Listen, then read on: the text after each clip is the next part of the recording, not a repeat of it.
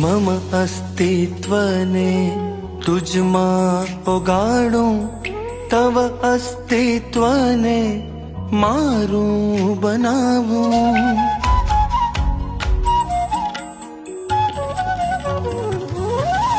મમ અસ્તિત્વને તુજમાં ઓગાળું, તવ અસ્તિત્વને મારું બનાવું.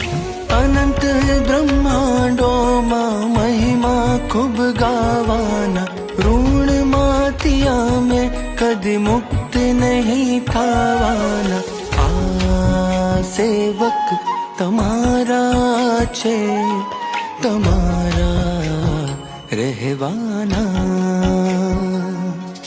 આ સેવક તમારા છે, તમારા રહેવા.